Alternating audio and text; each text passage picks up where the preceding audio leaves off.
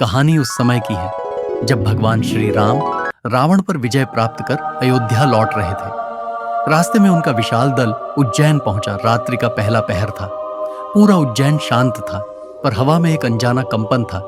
उसी समय मातृशक्ति का भयंकर रूप धारण किए मां गढ़कालिका प्रकट हुई। उनका तेज इतना प्रचंड था कि दिशाएं कांप उठी।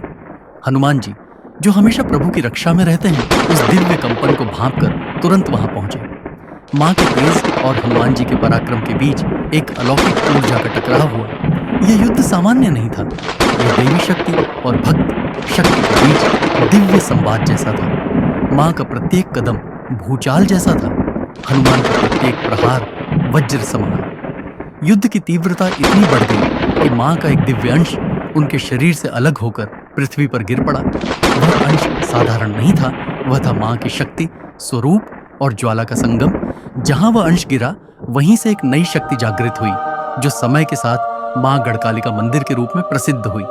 कुछ पौराणिक कथाओं में यह भी माना जाता है कि यह युद्ध शक्ति और भक्ति का एक दिव्य परीक्षण था, जिसे दोनों ने एक दूसरे की महानता का सम्मान करते हुए समाप्त किया। शक्ति और भक्ति जब आमने सामने आती है तो विनाश नहीं, बल्कि एक नई दिव्य शक्ति का जन्म होता है। उसी रात उज्जैन की भूमि में मां गढ़कालिका का जन्म हुआ और हनुमान जी की भक्ति का एक नया अध्याय भी। मध्य प्रदेश के उज्जैन के काली घाट स्थित कालिका माता के प्राचीन मंदिर को गढ़ कालिका के नाम से जाना जाता है। देवियों में कालिका को सबसे महत्वपूर्ण माना गया है। गढ़ कालिका के मंदिर में मां कालिका के दर्शन के लिए रोज हजारों भक्तों की भीड़ जुटती है। जय मां गढ़कालिका, जय श्री हनुमान।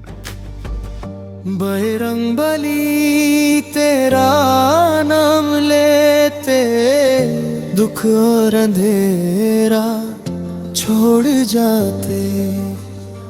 राम के दास तू है सहारा, तेरे चरणों में है उजियारा। जय हनुमान।